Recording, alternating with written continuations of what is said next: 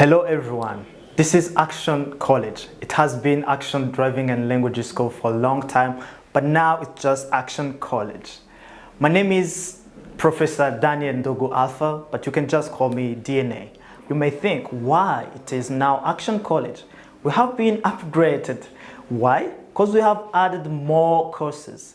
First of all, people thought that we only teach driving and languages only, but we added another options like we have inserted mechanical courses, we have inserted vocation courses, and guess what? Private candidates can now join our class and get their marks that allow them to go in different universities in Rwanda. So that's why I welcome you all to join us today. Enroll yourself and get what you need. I'm just here to train you for IELTS. As you can see, first of all, what is IELTS? Most of people are wondering what's the difference between IELTS and TOEFL. But I can tell you that they are both tests. They measure your ability in English language. And IELTS is used for those people who want to go to study abroad or just for the cases of migration. So IELTS is in two parts, the main parts.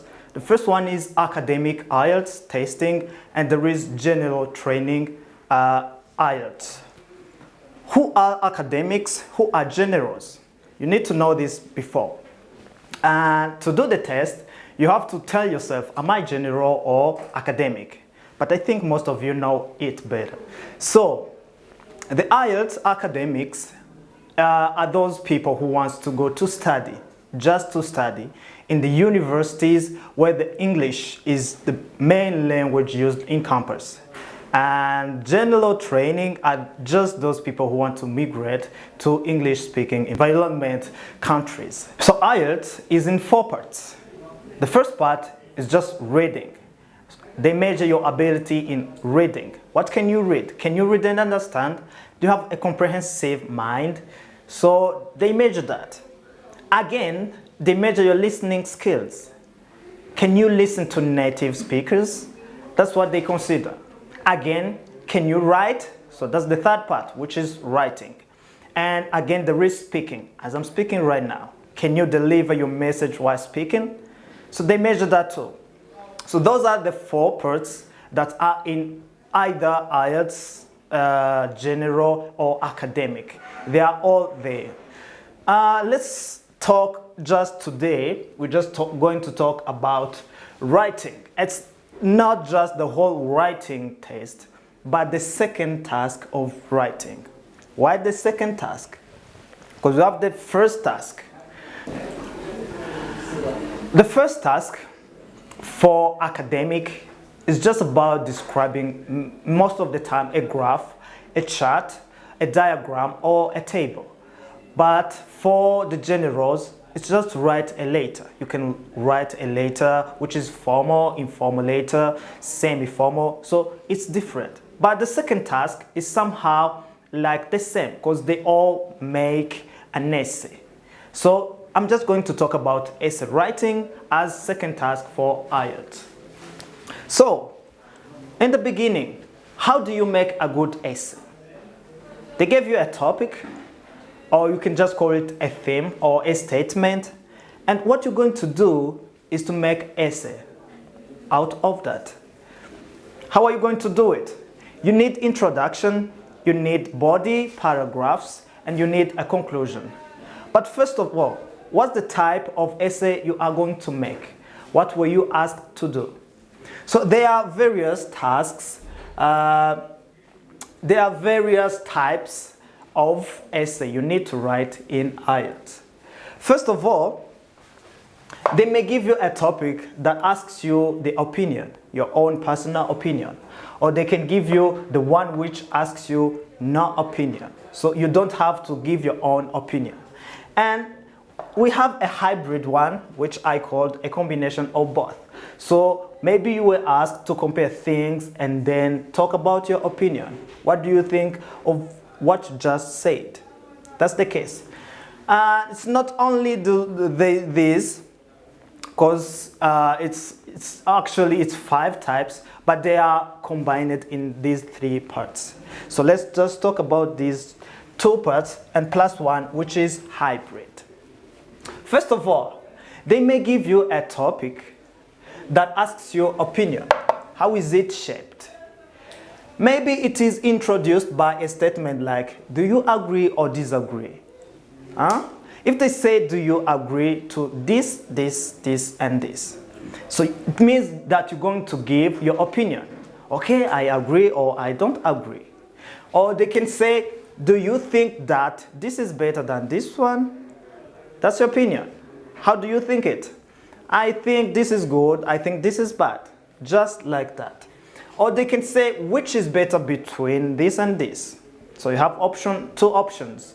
So you need to choose between those. Like, I think this is good, I think this is not good. Or I think this is better than this one. That's what you do. They can even say, is it more important to do this? For instance, they may say, is it important for students to wear a uniform? It's just simple. You state your opinion. I think they should, or I think they should not. Or I think it's important or not important. What is your opinion? They can even establish the statement like this.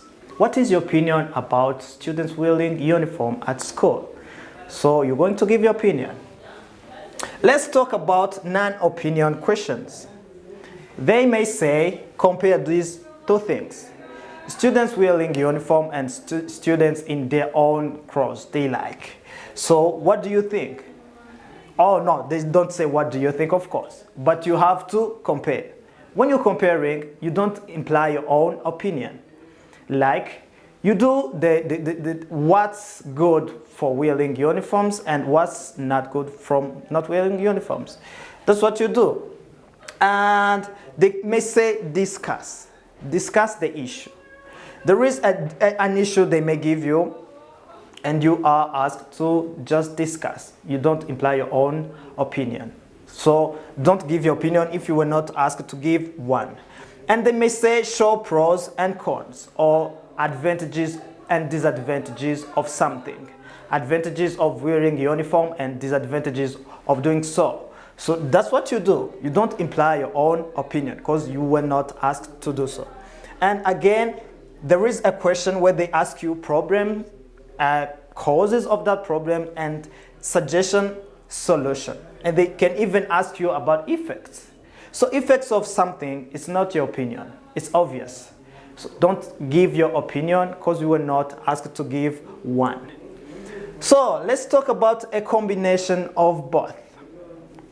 They may say, some people think this is good and other people think this is good. So compare and then give your opinion. What are you going to do?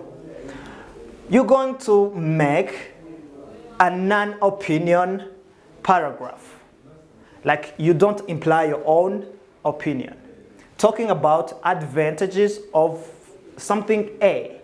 And then make another paragraph maybe about advantages of option B. And in your third paragraph, you're going to give your opinion. Like, this is good and this is good, but in my opinion, I think this should be more better than the first one or the second one. So it goes with your opinion. And you can even show it in your introduction, which we will look into next time. Or maybe at class, because you are invited to join our classes every day, because we teach this in a very deep way so that you get all information you want and that you may get your certificate as soon as you want it. And again, on a hybrid, let's call it a hybrid. On a hybrid, you just state what you were asked, as I was saying, and then compare those 2 things, and after that you give your opinion. So the question might be like, compare things as it is, so compare things and then give your opinion about it. So you compare and then you give your opinion, or discuss and then say what side are you on. That's what you do. So Generally, IELTS writing is not really complicated, but it should be somehow tricky. That's why you need to join our classes every day. At Action College, I promise you that no one fails to get the certificate, because we give the certificates every day. Let me say so. It's like we give them, because you come, you study, and then the marks are there. You can get a band 9, a band 8, a band 7. So that's what we aim at. So I hope to see you soon talking about how to make a good introduction, because all of these parts is just shown in the introduction. When you just introduce your essay, it shows the type of essay you're going to make. Is it opinion essay? Is it non-opinion essay? Is it a hybrid? So you show it in introduction. So next time I will talk about making a good introduction for all of these types of essay. So I hope to see you soon. My name is Professor Daniel, or you can just call me DNA. Action College, your success is our priority.